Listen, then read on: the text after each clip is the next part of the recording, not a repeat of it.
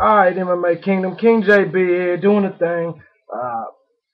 Strikeforce, Fedor versus Hendo is over. Sweating my ass off up in here right now, man. This is just a crazy card that we saw tonight. Definitely interesting all around. Before I get into the review of this, I want to give a shout out to all my sponsors out there. Inner Sportswear, Gorilla MMA, Go Real, Mobsters Fight Gear, MMAMadhouse.com, Fight Crew Apparel, and MMA Fit Club. A few others, Full Guard Fight Gear. If I forgot you, I apologize. Usually I get it all right, but right now it's 1:42 in the morning. I'm shitty as fuck because of this Fedor thing. And I'm just gonna kind of get into it real quick, man. I'm gonna go through the card, give you my thoughts on it all. Um, Obviously, save Fedor for last because y'all know I'm gonna be pretty shitty. And we'll get into that. A lot of y'all think that the stoppage was good. I guess we'll talk about it in a minute. Alright, so all in all, man, I thought it was a great show. I really do not like the fact that we couldn't see the prelims. I couldn't find a stream anywhere. Um, since Zulfa's got these guys, I think we should see the Facebook prelims or at least put it on HD Net, put it somewhere. You know what I mean? No reason in the world that we shouldn't get to see the Strikeforce prelims. But then again, also we're very spoiled. So maybe it's just spoiled me talking that I should be able to see all the fucking fights, you know what I mean? Uh, anyway, before I get into this, I do want to thank everybody once again for your continued support. As you know, the kingdom's growing day in and day out. The website's changed. It's up. It's doing well. A lot of things are changing now. I want to make it official to all the fans out there. I'm officially moving to Florida in June of 2012. So I'm coming to the East Coast, down south, whatever the fuck y'all call that, but I'm gonna be out there. So I'm very excited about that possibility and that kind of. Well, it isn't a possibility. I'm going. It's kind of crazy. Jason London is moving there too. But anyway, back to Strikeforce. Fedor versus Hendo. All right, man. To start off the show, first fight on the card, we had Brian Humes and Gabriel Salinas Jones. Salinas Jones was able to pick up a submission win in the third round, a minute 19 in, to move to 5-0, staying undefeated. Brian Humes is now 6-2. Um, not too bad. It started my prediction night off 0-1, which pisses me off. But other than that, it was a pretty good fight from what I've read. Unfortunately, like I said, I haven't been able to see the fight.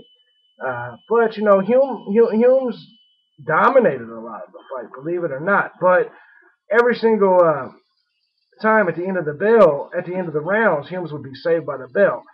Salinas Jones had a habit of coming back strong towards the end of the rounds. Third round, he didn't wait. Basically, Jones uh, uh, went immediately in the third round. He got dropped, as a matter of fact, by Humes. Jones was able to scramble back up. He got himself on top, locked in a rear naked. After defending the rear naked choke, he locked in the Bravo choke and gets the submission win. I think Jones definitely showed here that he has potential and he's ready to make some noise in the division. And for you guys that do not know, that's the heavyweight division I speak of. All right, next up, we had a middleweight bout. Derek Brunson and Lamumba Sayers. Derek Brunson did move to 8-0. Sayers dropped to 4-2. Brunson won by submission 4 minutes and 33 seconds into the first round. Brunson just came out and dominated. Came out and got a couple of very strong takedowns. This came out right out of the gate, kicking ass.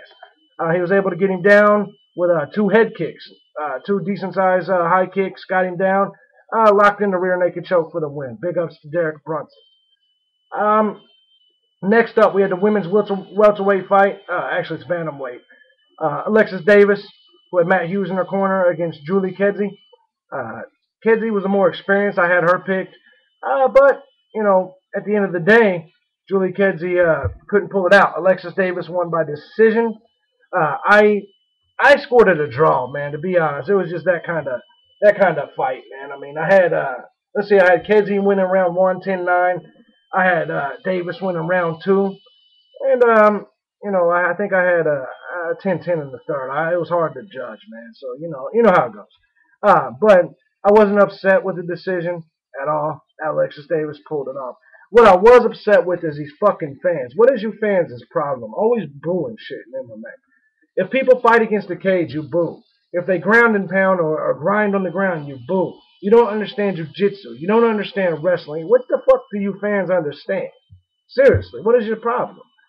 This is a sport, man. You know what I'm saying? It's just, I bet you, just like in football, man. If you guys probably boo the running game, don't you? Because it's not as exciting as the passing game.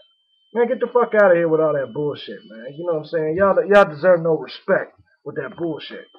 Sorry for all the wiping. I'm hot and I'm sweaty because this motherfucker's hot right now. Now, next up, we had Eduardo Pamplona, 15-2 against Tyler Stinson, 20-7. This fight lasted 15 fucking seconds. Stinson came out and just knocked him out, just destroyed him. Good shit for Tyler Stinson, though. Big win for him, huge win. Just came out and he took out a very game Pamplona. I mean, 15-2, now he's 15-3. Big ups to Tyler Stinson in the welterweight division. I think he's going to make some noise. He's 21-7 now, so good job. Last match on the undercard, we had Jay-Z, Cavalcante, and Bobby Green. Bobby Green was my pick in this fight. He was going to be the upset of the night. Jay-Z said, fuck that. He got the split decision. I give him that. It was hard for me not to score this fight a draw, too. You know what I mean? It was just one of them type of fights. The first round could have went either way. I pretty much gave it to Green, I think, because, he was arrogant and, he fought off Jay-Z's aggressiveness pretty well, and he actually cut him. So I gave round one to Green. Cavalcante, on the other hand, he stayed aggressive, looked for the knockout the entire time. He beat that ass in round two. So Jay-Z got round two. He actually even had Green tapping at the end of the second, but the ref didn't see it. You know what I mean? I didn't see it either because I didn't get to see the fucking fight. But anyway, the round three was kind of boring. Really wasn't too big. Refs gave it to Jay-Z by split decision. Since round three sucked and I couldn't really award it to anyone, I really don't know. But Jay-Z got the win. To me, he's still overrated. He still ain't shit in terms of where people talk about him like he's the next lightweight champion or something. I don't see that. I'm not fighter bashing. I'm just keeping it real. All right, then we move on to the main card, man. Scott Smith sucks. It's time to retire Scott Smith, period. You're stiff, you're old, you just don't move well. And that's just the truth, man. I had Tarek Seferdine, I had him predicted to win the fight, and he did. He moves on to 11-2 as he got the decision win. Destroyed him. I scored the fight 30-26. Yes, it was a 10-8 round. One of the judges agreed with me, but the other two judges scored a 30-27. But it was definitely a dominant performance by Seferdine. I think he definitely deserves a shot at the welterweight title, perhaps against Woodley. Not really sure, but I definitely have to admit he dominated that match. Scott Smith just sucks. He has no game other than his striking, and even that sucked. He's stiff. He doesn't keep his hands up. He doesn't move well. Scott Smith just sucks. I'm sorry. Call that fighter bashing if you want to, but he sucks. 17-8. He just is not going to really beat any key fighters. He's just not. He has no all-around game at all. Next up, we had the welterweight fight, Paul Daly and Tyron Woodley. Very, very good fight. I really enjoyed watching this fight. Paul Daly had some great takedown defense. No question. Woodley couldn't even get a takedown in the first round. There was a low blow that Daly hit. I think he did it on purpose because he wanted to get out the clinch. Woodley landed a lot of knees in this clinch, so I actually gave him round one. It was close because there really wasn't a whole lot of damage done. Woodley kept dropping his hands, though, and I was kind of confused. I was like, man, Paul Daly's going to knock his ass out if he keeps doing that shit, but he didn't. Second round, Woodley got a takedown finally, but Daly worked well from his back. Daly really worked well defensively in this fight. Woodley basically grinded him for the round. So I gave him round two. I had him up 20-18 going in the third. Daly only threw 7 strikes in the first 2 rounds. So that should tell you how much he was being grinded on. All right, next up, third round. Daly came out swinging. Woodley got another takedown. Grinded on him for most of the third round. Daly got some striking in a little bit as the fight was coming to a close. What was funny as shit is that uh, Daly tried some sort of spinning omoplata on Woodley towards the end. It was just fucking great. If y'all saw it, I know y'all thought it was great too. Just great shit. So, it's good to see though. But I scored it 30-27 for Woodley. And, most people gave it to him 29. All three judges gave it to him 29-28. So I think they gave Paul Daly that third round. Big win for Tyron Woodley. Paul Daly has nothing to be ashamed of. It just is what it is. It was a great fight. Tyron Woodley got the win. I think Tyron Woodley's due for a title shot. He was 8-0, undefeated. Paul Daly probably going to head off to Bama and fight Nate Marquardt now. All right. Robbie Lawler, Tim Kennedy. I've made it clear I'm not a big Tim Kennedy guy. I thought Robbie Lawler would take this. Tim Kennedy did win by decision. 30-27 all the way around is what they scored it. I guess I can roll with that. I scored it 29-28 for Kennedy, maybe 30-27. Pretty close. But first, Tim Kennedy's a corny motherfucker. Did y'all hear the interview afterwards? He pushes this G.I. Joe shit all the fucking way, and it's bullshit. You know what I'm saying? I don't understand why he feels he needs to do this to push his name. He's a great fighter. That's good enough. We don't need this G.I. Joe, a real American hero. Shit. Move the fuck on, man, with that bullshit, man. You and Brian Stan kiss my ass. Tired of hearing that shit constantly. It's just cheap pops, man, that you're getting, cheap fans that you're getting, man. You get fans that just want to be patriotic so they like you guys.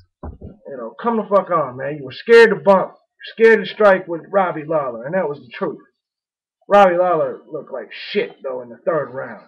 Robbie Lawler, man, you gave the fight up. You looked like shit. Period. Third round, what the fuck happened? You deserve to lose the fight. Now, Marlos Conan, Miesha Tate, Women's Bantamweight Championship. You guys want to see technique in MMA? Watch this fight.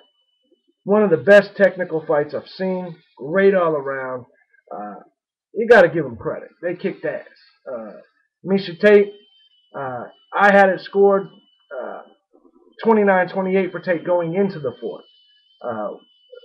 Jerkoff Gus had it 29-28 for Conan, which made no sense. Round one, let me say this. Round one, Tate got the takedown, caught her. She got caught in a choke, but she got out of it. She controlled the rest of the round. So round one, 10-9 Tate. Round two, Tate got a takedown, but Conan transitioned perfectly and got Tate's back. She controlled the entire second round to tie the score, 1 round apiece going into the third. In the third, Conan, she was landing some kicks, but Tate was able to get another takedown early in the round. Tate looked to be gassing a little bit, but so did Conan. They ended up, Tate ended up with 2 takedowns in the third, and I gave her the third round because of that. There was a lot of control there. So I had her score 29-28 going into the fourth. To start the fourth, she got another takedown, but landed in a guillotine. She got out of it pretty easy.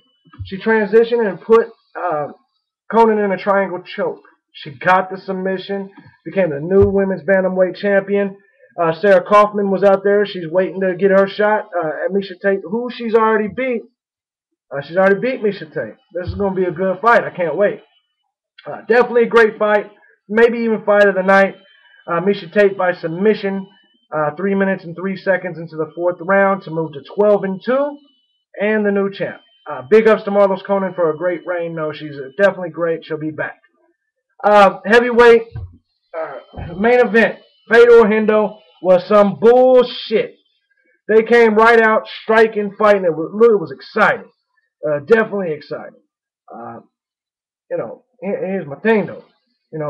Fedor got popped and he was bleeding a little bit.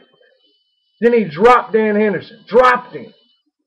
Dan Henderson, Fedor went into attack. Once again, man, Fedor keeps fucking up by rushing in. What happened? Fedor rushes in to attack him. Hendo starts to get up. There was some awkward body movement. Seriously. Like, their bodies were, like, weird. Because Dan Henderson did this weird transition.